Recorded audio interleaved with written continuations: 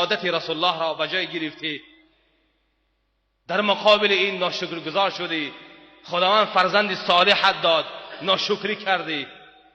خداوند فرزند خوبت داد، ناشکری کردی. یک لقمه حلال یافتی، ناشکری کردی. همسری خوب و مطیعه یافتی، اطاعتگر یافتی، در مقابل اون الله را شکرگزار نکردی. عذاب خداوند بسیار سخت است. مهم نیست که خداوند زمین را بلرزاند، مهم نیست که خداوند از آسمان بارانی سنگباران چکار بکند، نازل بکند.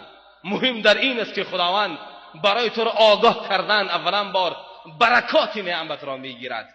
برکت نعمت که رفت، الله خود به خود میرود، نعمتم خود به خود میرود. در هر یک چیز شکرگزار باشید. دوم اینکه ایمان کاملی که خداوند میخواهد، اون ایمان را به جای بیاوریم. مولای موسی خدا نگهبانش باشد، هر چیزی که بود بیان کرد.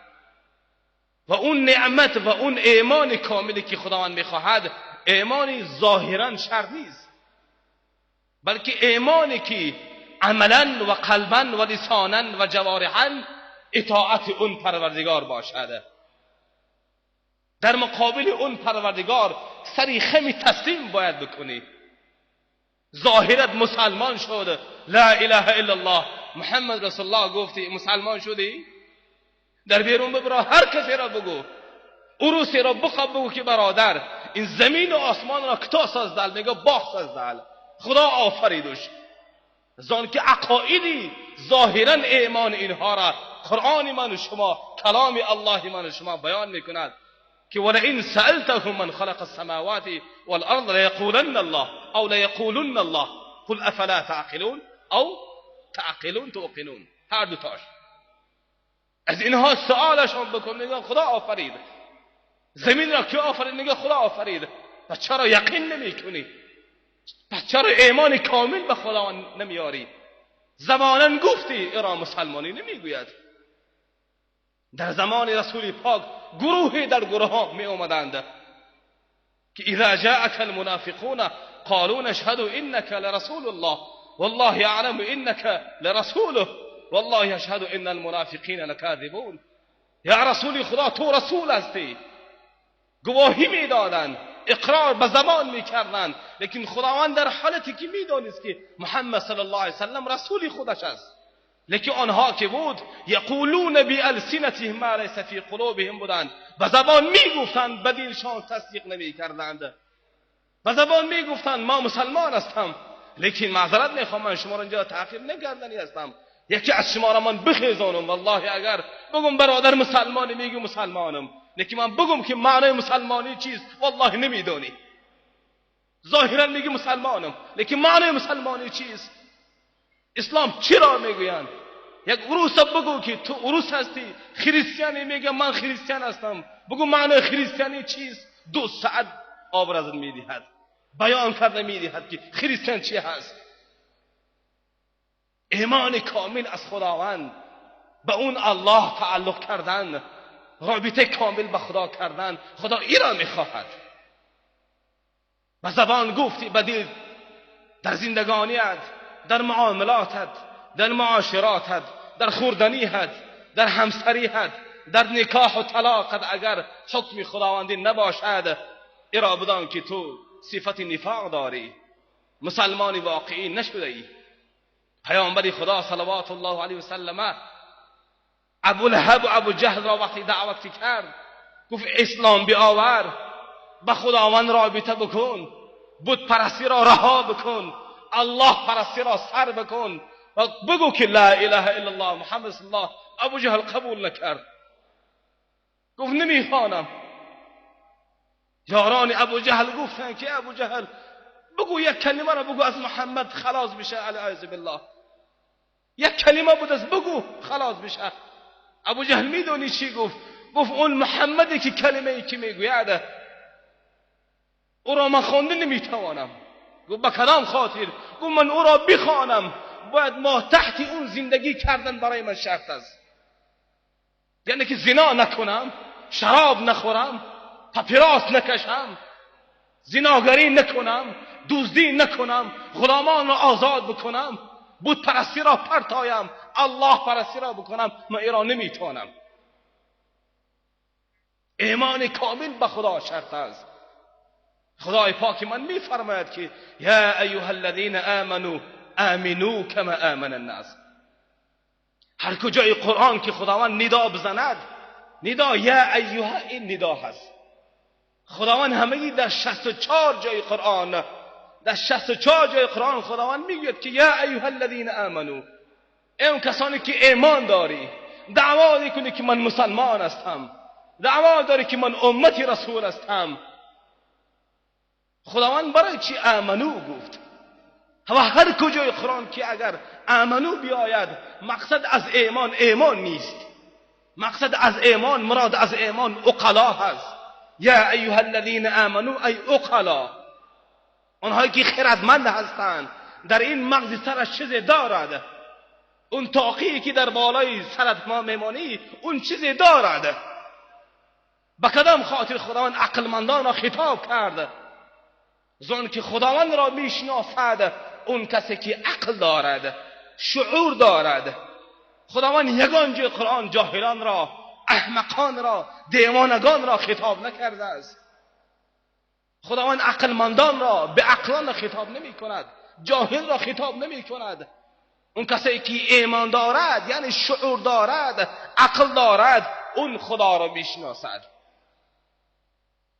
زمانی که حضرت آدم علیه السلام را خداوند تخلیقش کرد، آفریدش، حضرت آدم عقل نداشت، علم نداشت، زبان نداشت، هیچ چیز را نمیدانست. خالی بود، جسم خالی، سری خالی، مغزی به عقل بود. خداوند وقتی که روح را در داخل اون امر نمود، از آدم سوال کرد خداوند که یا آدم، ای آدم، من برای تو چند چیز را پیشنهاد میکنم، در پیش تو چند چیز را میمانم، از ما بین اینها یکیش را انتخاب بکن. آدم گفت پروردگارا چی باشد؟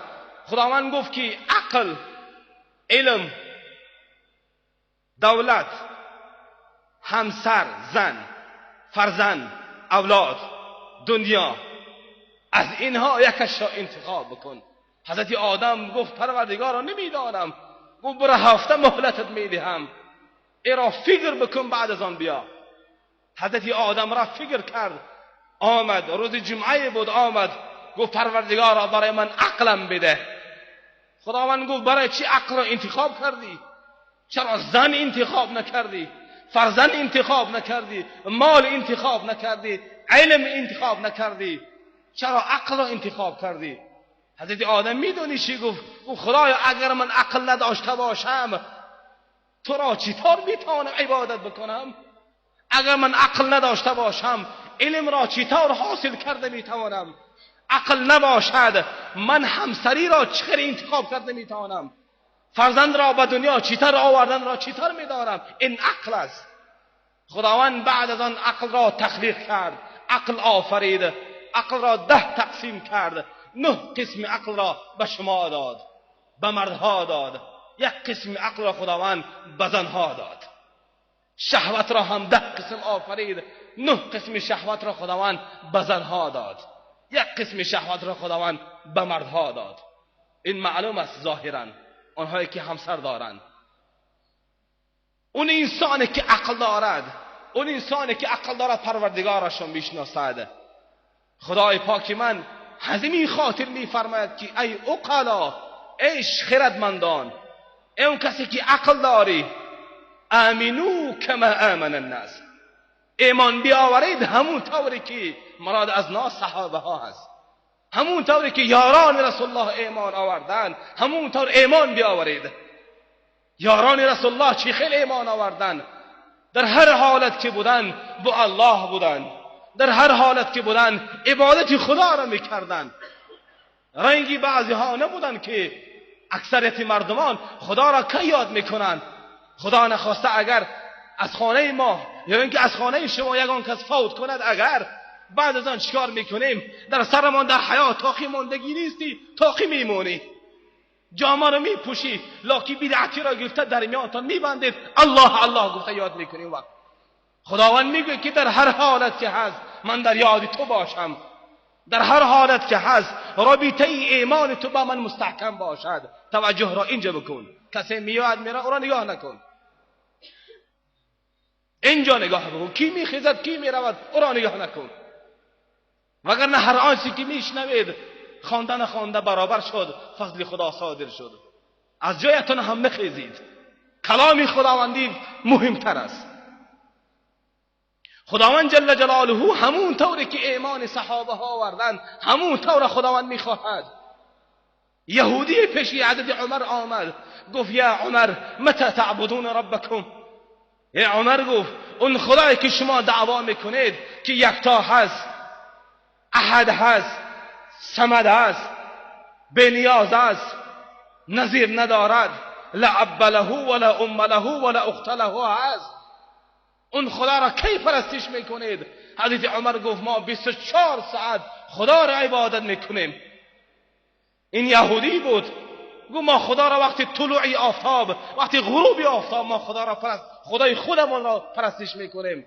حضرت عمر گفت ما 24 ساعت خدا را عبادت میکنیم. صار متحیرا و سئل مره اخرى، در حیرت زد اعرابی یهودی، گفت یا عمر الا تأکلون ولا تشربون؟